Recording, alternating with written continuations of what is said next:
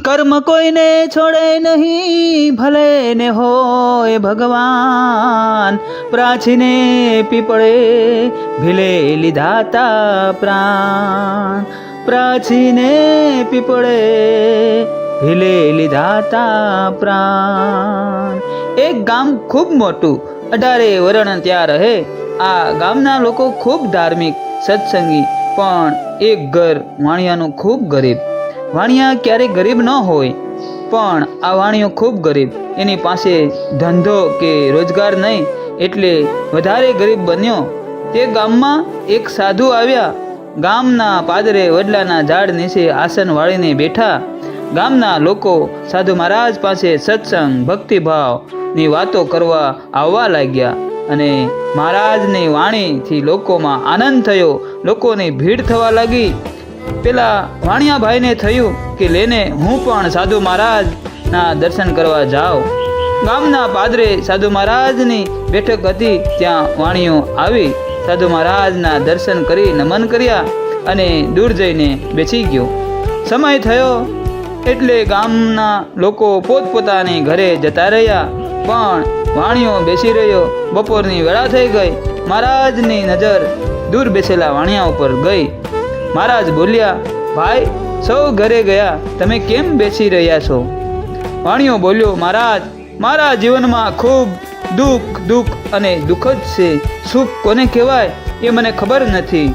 ઘરે કોઈ કામ ન હોવાથી બેઠો છું. મહારાજને દયા આવે, પોતાના તપના બળે સમાધિ લગાવી. વાણિયાનું ભવિષ્ય જોયું. સમાધિમાંથી ઉતરીને મહારાજ બોલ્યા, બેટા, તારું જીવન ખૂબ દુઃખી છે, પરંતુ મારા તપના બળે તને 5 વર્ષ સુખના આપવા માંગુ છું. અત્યારે સુખ લેવું કે ઘડપણમાં? વાણિયો બોલ્યો, મહારાજ, જો આપ દયા કરતા હોવ તો 5 વર્ષ સુખ અત્યારે જ આપો, કારણ કે દુઃખ તો મેં બહુ વેઠ્યું, હવે સુખ આવે પાછળ તો દુઃખ વેઠી લઈશ. સાધુ મહારાજ બોલ્યા, જા, આજથી તું જે કરીશ તેમાં તું સફળ થઈશ. આ વાણીઓ સાંભળી હોશ વધી ઘરે આવ્યો. બધી ઘટી ઘરની વખરી બજારમાં વેચી તે પૈસાથી સામાન ખરીદ્યો. બજારમાં વેપાર કરવા લાગ્યો અને તે કમાણી થઈ. પછી બીજો સામાન લાવ્યો, તેમાં સારો નફો થયો. આમ કરતાં કરતાં ધંધો જામ્યો અને મોટો વેપારી બની ગયો. નવું ઘર બનાવ્યું અને લગ્ન કર્યા. એક રાત્રે વાણિયાભાઈને વિચાર આવ્યો કે સાધુ મહારાજના આશીર્વાદથી મારા બધા દુઃખ દૂર થઈ ગયા. હવે દુઃખ જેવું કાંઈ રહ્યું નથી. સવાર થયાની સાથે મુનિજીને બોલાવ્યા. તેને કીધું કે આપણા ગામમાં ગૌશાળા, સબૂતરો, પરબ, ઢોરને પાણી પીવાના હવેડા અને ધર્મશાળા બંધાવો. તેમજ આજુબાજુના ગામડાઓમાં પણ આ પુણ્યના કાર્યો ચાલુ કરો. ગરીબ લોકોને ભોજન આપો. આમ વાણિયાએ ધર્મના કાર્યો ચાલુ કરી દીધા. વાણિયાને વિશ્વાસ હતો કે હું ગમે એટલા રૂપિયા વાપરીશ તોય ખૂટવાના નથી. સમય થતાં વાણિયાના ઘરે દીકરાનો જન્મ થાય છે. આમ વાણિયાના સુખના 5 વર્ષ પૂરા થયા અને ત્યાં પાછા સાધુ મહારાજ ફરીથી ત્યાં આવ્યા.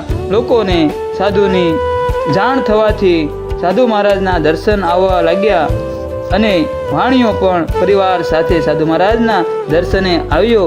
સાધુ મહારાજના ચરણોમાં માથું નમાવી પગે લાગ્યો. મહારાજ ઓળખી ગયા. સાધુ મહારાજ બોલ્યા, કેમ ભાઈ, મજામાં ને?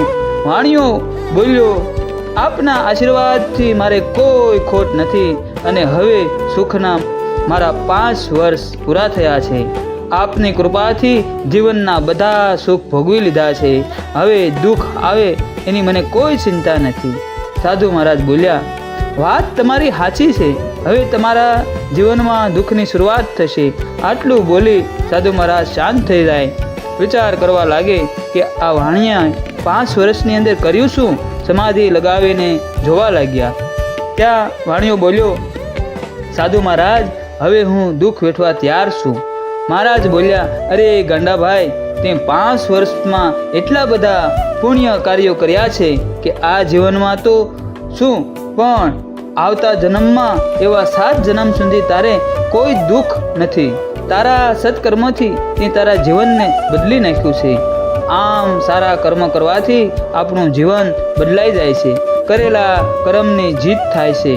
કર્મ સારા હશે તો પેઢીઓ તરી જશે. એટલે તો એક સુંદર પંક્તિ લખી છે, તેરા જીવન से है कर्म से नाता, तू ही अपना भाग्य विधाता, तू ही अपना भाग्य विधाता.